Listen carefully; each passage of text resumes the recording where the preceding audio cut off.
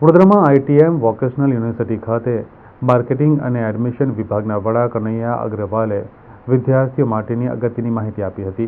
વડોદરાના આજવા નિમિટા રોડ પર આવેલ આઈટીએમ વોકેશનલ યુનિવર્સિટી વિદ્યાર્થીઓને આપવામાં આવતા અભ્યાસક્રમો અને સુવિધાઓ વિશે વિગતો આપવા પત્રકાર પરિષદનું આયોજન કર્યું હતું. આવનાર સમયે ઉદ્યોગની જરૂરિયાતને આધારે આઈટીએમ કેટલાક એવા અભ્યાસક્રમો શરૂ કરવા જઈ રહી છે જે વિદ્યાર્થીઓને તેમના ભવિષ્ય ઘડવા માટે ફાયદાકારક બની શકે, ઉપરાંત તેમની કારકિર્દીને નવી ઊંચાઈ લઈ જશે. આઈટીએમ ભારત અને વિદેશ પ્રતિષ્ઠિત કંપની અને સંસ્થામાં વિદ્યાર્થીઓનું પ્લેસમેન્ટ કરાવે છે.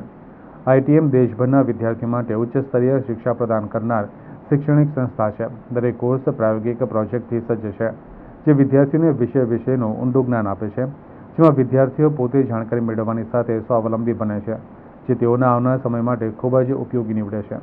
કનૈયા અગ્રવાલની વાત કરીએ તો તેઓ આઈટીએમ વોકેશનલ યુનિવર્સિટીના માર્કેટિંગ અને એડમિશન હેડ છે અને વ્યવસાય સાથે સાયબર સિક્યુરિટી એક્સપર્ટ પણ છે.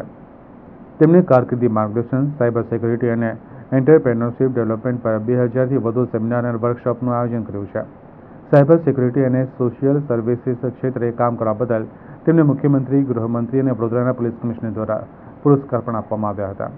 આ અંગે વધુ માહિતી સંચાલકે પૂરી પાડી હતી.